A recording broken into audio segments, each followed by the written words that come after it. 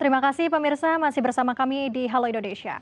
Dari data Sistem Informasi Online Perlindungan Perempuan dan Anak atau Simfoni PPA pada tahun 2024, angka kasus kekerasan seksual pada anak berjumlah 9.218 kasus dan menjadi bentuk kekerasan tertinggi yang dialami korban.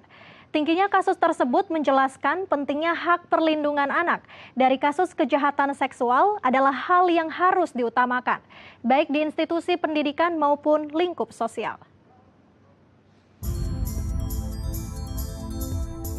Melindungi anak dari kasus kejahatan seksual merupakan hal yang harus diutamakan. Tetapi masih banyak dari orang tua yang masih belum paham bagaimana langkah tepat untuk memberikan pemahaman pada anak terhadap kejahatan seksual. Dari data Sistem Informasi Online Perlindungan Perempuan dan Anak atau Simfoni PPA, pada tahun 2024, angka kasus kekerasan seksual pada anak berjumlah 9.218 kasus dan menjadi bentuk kekerasan tertinggi yang dialami para korban. Banyak dari korban adalah anak-anak rentan usia 13 sampai dengan 17 tahun. Dengan presentase angka tertinggi terjadi pada anak perempuan sebesar 14.955 dan anak laki-laki 13.287 kasus. Melihat hal tersebut, dapat disimpulkan bahwa kekerasan terjadi pada anak-anak terus meningkat sepanjang tahun. Terlebih, berbagai kasus kekerasan dan kejahatan seksual terus mengancam anak-anak, baik di institusi pendidikan maupun lingkup sosial. Dan kita akan membahasnya langsung bersama Irma Gustiana, selaku psikolog anak dan parenting coach. Mari kita sapa langsung. Halo, Assalamualaikum. Apa kabar Mbak Irma? Waalaikumsalam Mbak Lintang, Alhamdulillah kabar baik. Baik, sebelumnya terima kasih ya Mbak ya sudah mau bergabung di Halo Indonesia. Mbak Irma, kita sungguh ironis ya melihat kondisi banyak sekali kejahatan dan juga kekerasan seksual yang terjadi pada anak di bawah umur. Dan baru-baru ini terjadi di Kota Tangerang, Mbak. Dan banyak sekali masyarakat mungkin yang bertanya, ini mengapa kasus ini belum terungkap atau baru-baru terungkap saat ini? Dan apakah faktor ketakutan ataupun juga keraguan untuk mengadu pada anak ini menjadi faktor utama nih dalam lamanya terungkap kasus ini, Mbak Irma? Oke, baik Mbak Lintang, menyikapi ya kasus yang semakin hari ini kok semakin banyak sekali gitu ya terkait dengan kejahatan seksual pada anak dan perempuan ya. Jadi kalau kita bicara soal ketakutan dan keraguan, ini memang hal yang paling utama dan paling sering muncul gitu pada korban-korban yang terkait dengan kejahatan seksualitas, terutama pada anak-anak. Kenapa demikian? Karena mereka memiliki tadi ya ada relasi kuasa. Ya, kebanyakan ini terjadi karena adanya relasi kuasa. Orang yang lebih kuasa daripada dia, orang yang lebih dominan, yang lebih superior.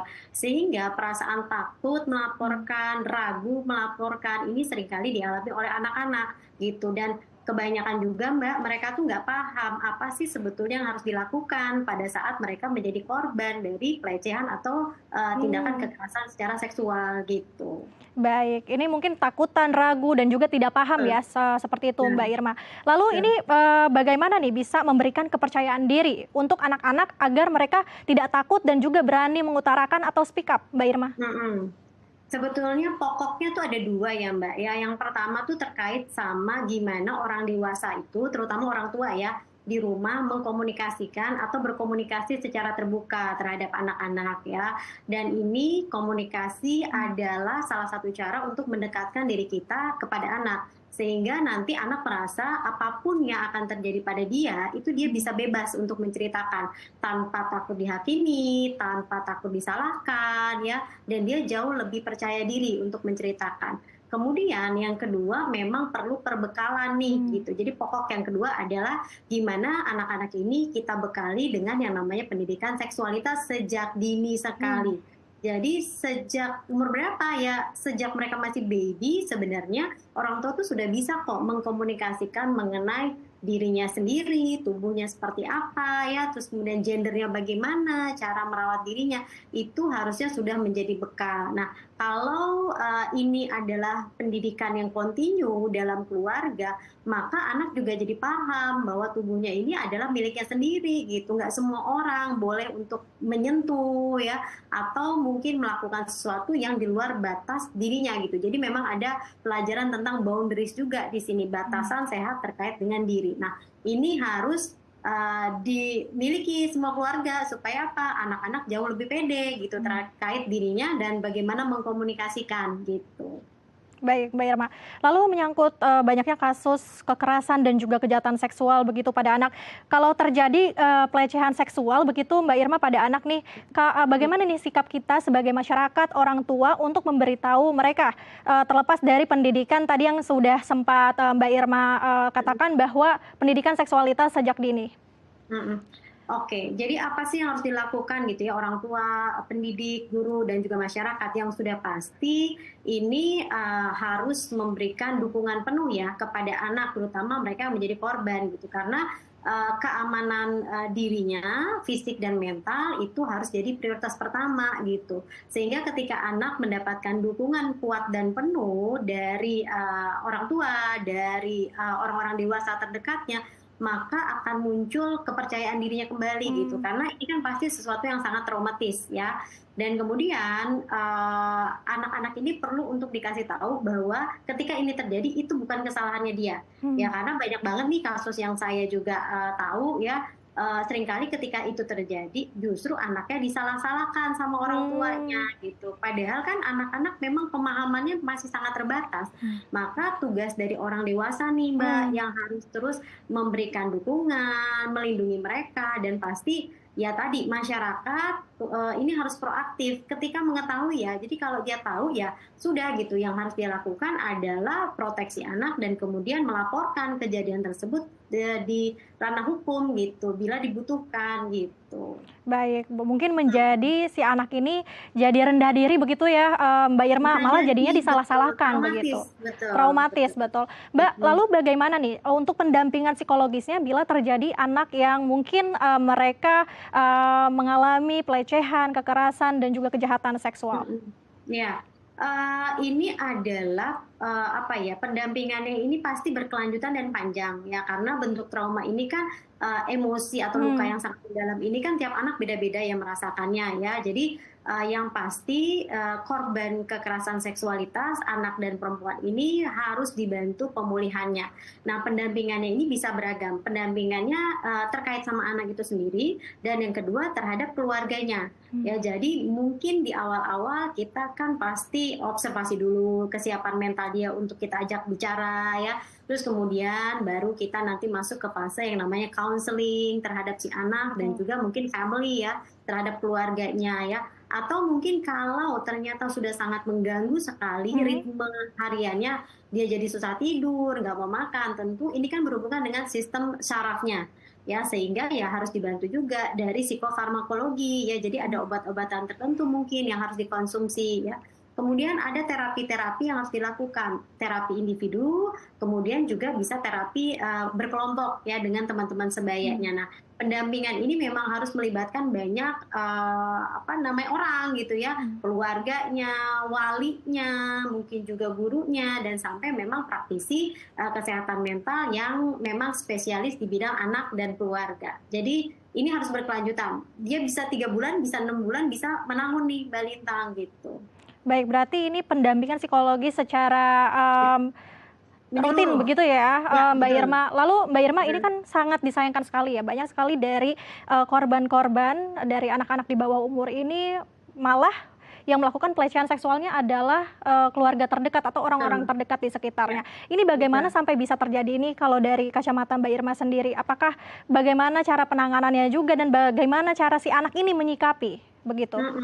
Banyak Mbak, memang banyak banget kasus-kasusnya itu ada yang incest gitu ya, bahkan ya dalam satu lingkup keluarga gitu. Pertama, memang melindungi anak dari orang-orang terdekat ini kan challenging banget ya, menantang gitu ya, karena pasti orang-orang itu kan terdekat dengan si anak gitu. Nah, lalu apa dong yang harus kita lakukan sebagai orang tua gitu? Yang pertama sudah pasti ya tadi tuh komunikasi Hmm. aktif kepada anak ya, terus kemudian pendidikan seksualitas sedini mungkin sehingga anak diajarkan untuk bisa tahu batas-batasan dirinya seperti apa. Even itu adalah keluarganya, omnya, tantenya, bahkan mungkin kakaknya, adiknya, itu memang harus dikomunikasikan kepada anak, tidak sembarang orang gitu, boleh menyentuh dirinya sendiri. Karena ada juga kan yang kakak kepada adik gitu ya dalam satu rumah yang Hmm. sama.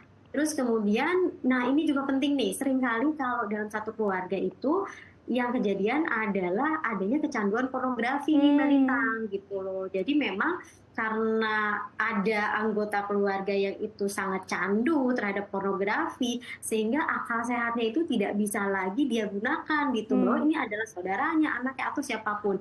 Jadi inilah sebetulnya yang sangat juga merusak gitu ya Hmm. perkembangan dari si anak maupun orang yang melakukan itu karena Hmm. tadi ada kecanduan gitu ya. Terus kemudian pastikan anak juga bisa bilang tidak ya. Jadi berkata tidak itu harus gitu. Mungkin karena budaya kita dari dulu sistemnya Hmm. unggah-ungguh gitu ya. Iya, Betul. oke, apa selalu seperti itu. Hmm. Kadang-kadang nggak dibekalin tuh. Kita boleh kok bilang enggak kalau kita tidak suka. Kita boleh kok kalau bilang enggak kalau dipaksa gitu ya. Nah, itu harus diajarkan kepada anak ya. Dan yang pasti anaknya juga harus diajarkan untuk waspada ya. Jadi menghindari tempat-tempat yang mungkin sepi, tidak ada orang, Hmm. selain mungkin ya tadi ya, kalau dititipkan sama seseorang di rumah, Ya. dia harus juga diajarkan belajar untuk menghindari situasi kalau itu terasa tidak aman buat dia, Baik, gitu. itu penting sekali ya Mbak Irma ya. Penting, betul. Baik, Mbak Irma. Mbak Irma, lalu mungkin ini tadi yang di Mbak Irma jelaskan bahwa mungkin pendidikan karakter itu juga penting ya di keluarga dan Sangat, juga orang sekitar. betul. Lalu Mbak Irma, ini dari data juga tadi sempat saya jelaskan bahwa di Simfoni PPA ini rentan usianya 13 sampai dengan 17 tahun. Mengapa mereka yang rentan usia tersebut rentan untuk dijadikan pelecehan seksual begitu? Tapi nanti kita tahan dulu Mbak Irma, nanti Oke, kita akan melanjutkan sesaat lagi ya. baik. Baik, pemirsa, usai jeda kami akan lanjutkan perbincangan kita. Jangan kemana-mana, tetap di Halo Indonesia.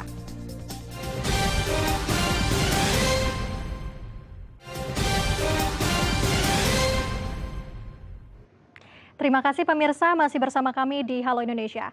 Kita akan melanjutkan diskusi bersama dengan Irma Gustiana, psikolog anak dan parenting coach.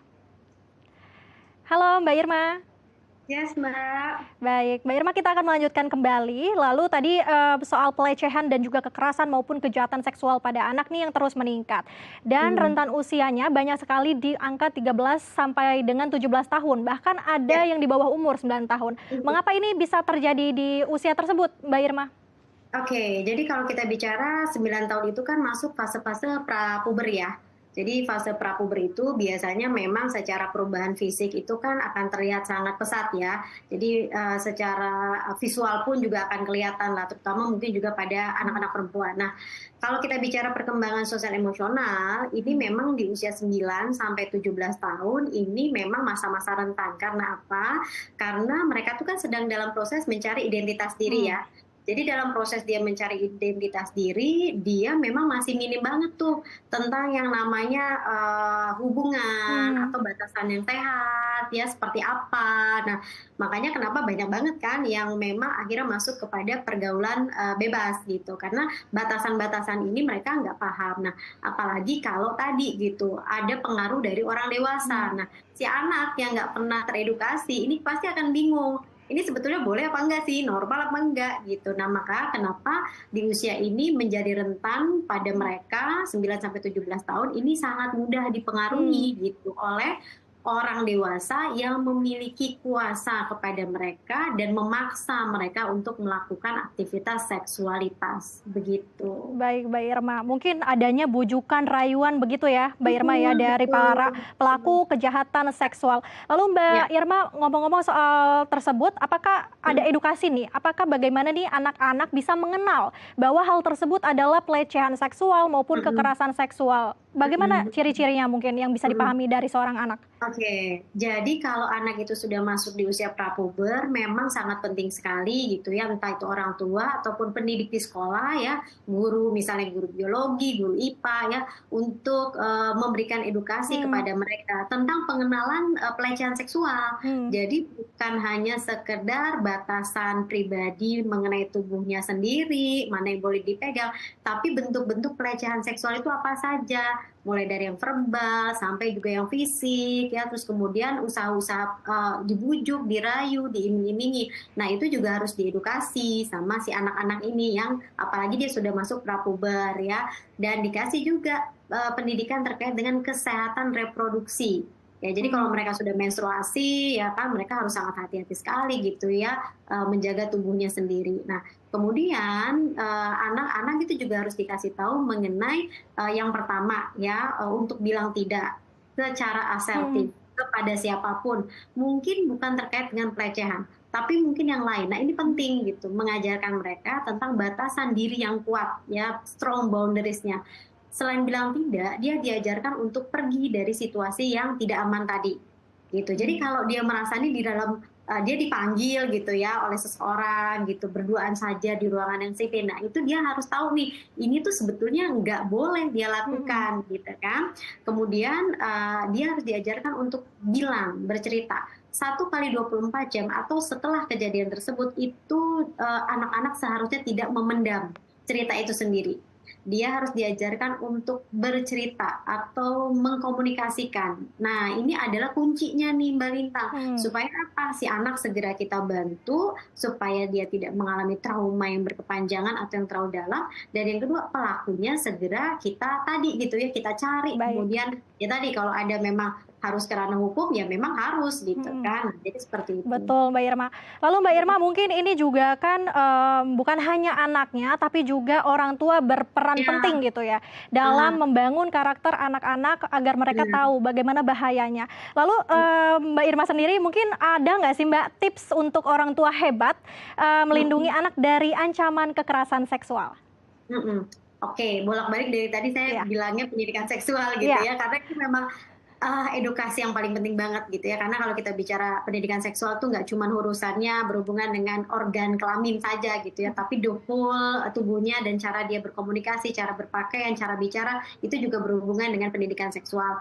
Kemudian yang kedua, orang tua itu harus banget menciptakan rumah atau lingkungan yang aman. Ya, kenapa harus aman? Kenapa harus nyaman buat anak? Nyaman bukan berarti dengan fasilitas, tidak, tapi gimana relasi itu dibangun berdasarkan kepercayaan, keterbukaan, saling respect, saling mau mendengarkan, itu yang penting. Sehingga anak memiliki keberanian ketika ada sesuatu hal yang nanti terjadi pada dia akan sangat leluasa bercerita tanpa ketakutan terintimidasi oleh hukuman dari orang tuanya. Gitu ya. Terus kemudian yang berikutnya memang komunikasi yang intens ya. Jadi saya sih selalu menganjurkan orang tua setiap hari kalau misalnya bisa itu tolong banget ditanyakan perasaan anak. Ya, tolong banget untuk peka terhadap emosi anak, karena kadang-kadang mulutnya tidak bicara tapi wajahnya berbicara. Oh, ini pasti ada yang salah nih sama si anak. Nah, itu penting banget. Kemudian ini juga penting banget untuk melihat perubahan pada pola kebiasaan anak ya Mbak, karena orang tua itu harus peka ya. Anak yang mengalami trauma terhadap sesuatu hal itu biasanya terjadi perubahan dari pola kebiasaan. Nah, ini jadi tanda kita juga sebagai orang tua. Kemudian kerjasama nih ya, anak-anak kan relatif memang lebih banyak temennya di sekolahan ya. Jadi harus banyak juga cerita dan kerjasama dengan pihak guru di sekolahan. Gitu. Baik Mbak Irma, kita harapkan juga mungkin ini adalah bentuk edukasi ya untuk masyarakat luas maupun orang tua dan juga anak-anak agar terhindar dari kekerasan seksual maupun kejahatan seksual. Terima kasih Mbak Irma sudah berbagi bersama kami di Halo Indonesia. Sampai jumpa, salam sehat Mbak. Salam sehat. Baik pemirsa, usai jeda saya akan mengajak Anda melihat audisi DAI Presenter yang mendatangi berbagai kampus. Jangan kemana-mana, tetap di Halo Indonesia.